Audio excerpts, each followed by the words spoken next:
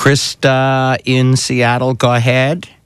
Hey, Dr. Oz, thank you so much. I'm a huge fan, and just to let you know, Bob Rivers and his whole staff and crew there are really special people, and I'm so glad that you're on their show. You mean short bus special, or we're good? What do you mean that? Not short bus, like the good kind of special, or the normal kind of special. Hey, I tend to go into really overly productive stages in my life where I have tons of energy and I get tons of stuff done, and I'm really creative and the output is really high, and then I go, not shortly afterwards, but then big, like lulls in productivity where I don't want to do anything, feeling really drained. And Eric, he said, kind of like a mania and then a depression, and I would say yes, but not. Based on all the women I know, this sounds normal to me. Yeah, yeah, right. Well, let me help you with this a little bit. So, one big issue that I'm sensing, and I'm just going to be clear on this, is that when you go through these manic phases, when you're really energized, you really are productive, right? You're doing things that are good for you. Is that correct? Oh, if I could do that all the time, I would. Perfect. I'm just differentiating that for everyone out there listening, because sometimes if you're truly manic, you're not doing things that are good for you. You're buying a business you can't afford to buy, or you're buying 25 different utensils and appliances for the home that you can't deal with. And you don't have. You're room being for obsessive them. rather than productive. Okay. So if you truly are productive and you slip away sometimes, that's called life. And I'm not worried about that so much. We are so afraid of depression and down periods, but they are wake-up calls. They're the only way that our brain can tell us, hey, listen, you're not paying attention to the deeper and more important things in life. And so having the productive times occur periodically and allowing you to thrive in your life is great. Well, you want to minimize those down periods, and I get that. But sometimes you need to listen to the wake-up calls. There's something that your body's shouting out to you and saying, you know what? Although you're productive, you think anyway, and doing all the right things you believe anyway in those high-quality manic periods, there's something going on there that's not in your best interest. Let's examine that. I hate to be disrespectful, Doc, but you are so off the mark on this one. You're completely wrong. I thought I was. Your symptoms are very telling, and it's very clear the answer here. Points where you're super productive, you're becoming a lesbian. Points where you don't want to do anything, you're clearly a heterosexual woman in a relationship with a man. So you may be bisexual. I'd have it checked out. We have an alternative form of medicine here in Spike. All right, thank you, Angela. No disrespect intended. And you said in the beginning, Doctor, some days are better than others. I think that's just part of being human. You in some days and go, boy, that was a great day. I got a lot done. And some days, it's like a biorhythms thing or something. Angela's on the phone, and probably time for one more question. And based on everything I've heard you talk about, I think Angela's question is one of the most important ones that can be asked and answered probably repeatedly. Angela in Bothell, go ahead.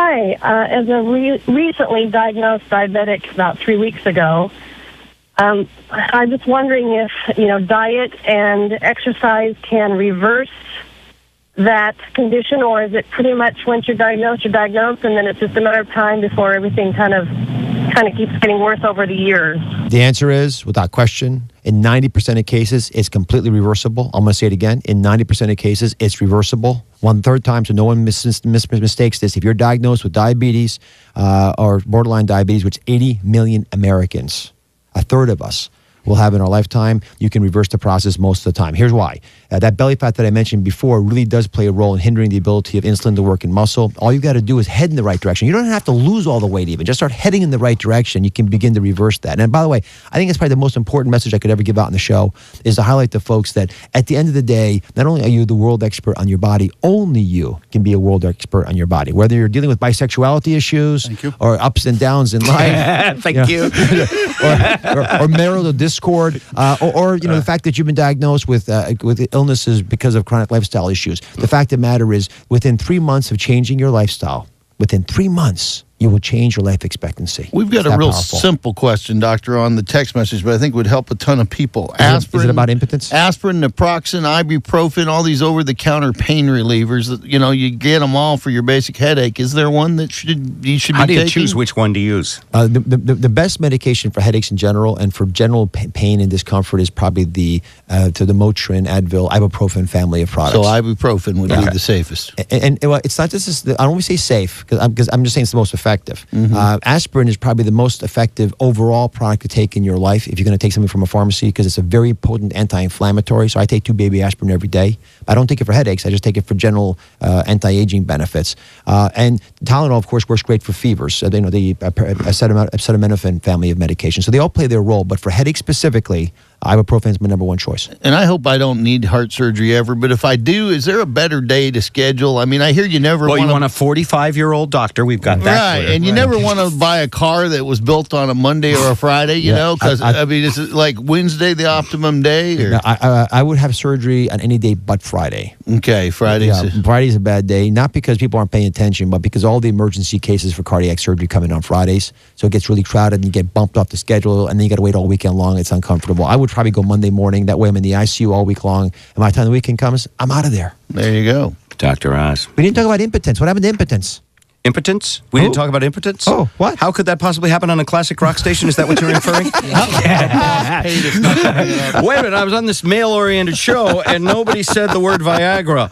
Something's wrong. How about this new slow you down stuff they're coming out with? That's the one I'm curious about. The stuff to keep you longer in the bedroom. Yeah. Have you heard about that for preemies? Yeah, I have heard about it. Yeah. And by the way, we joke about preemies, but you know, a third of males are preemies, so we got some issues with that. We got to deal with that in our own lives. Isn't that about just taking the time to foreplay and set up the love properly? You know, crazy as it is, for some men, without question, that's part of the problem. But there's actually a genetic link in preemies. Come on. Yeah, some guys have a difficult time holding on to. You know, it's such an incredible symphony of events that have to happen for the man and the woman to both enjoy intimate relations together. That it's not surprising that a little bit of shortcoming of one hormone or another might throw you off. But you know what? Our minds do control a lot of it. And by the way, the women can help a lot with preemies. Just by putting pressure on and playing together a little bit, you can work that out. And if she wears a Jason Alexander mask, Ooh. and really almost never happen. That would be good. All right, lightning round, couple quick more things. We had an argument about this morning. Not really an argument, but we talk about people with problems, and they always call themselves addicts, sex addicts, this or that, and sometimes they're in the tabloids and they're just trying to rehabilitate their show business career. And so every once in a while this comes up. Is addiction an illness? And what is the definition of illness? Addiction is an illness, and the definition from my perspective is doing self-destructive things because you're feeling compelled to do something. And that's why I do think you have sexual addicts in this country. Not everyone. But that's not just a moral deficiency. Exactly. Okay. It's not just a moral deficiency. There are people who have a moral deficiency who are scumbags who are cheating. And they use sex addiction as an excuse for that. But there are other people who have destroyed their lives, the people they love the most in those lives, because they can't get out of their own darn way. Whether it's medications, prescription or not, alcohol, cigarettes, even if it's if it's causing conflict, food, sex, all these play a role, and that's the fundamental definition. When it starts becoming destructive to you and your ego, then you got a problem.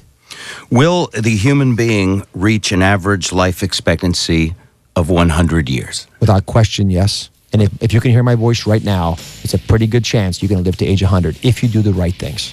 Not the three of us. Even the three of you. All right, I love this. Dump the belly fat. That's the whole deal. Dump the right? belly.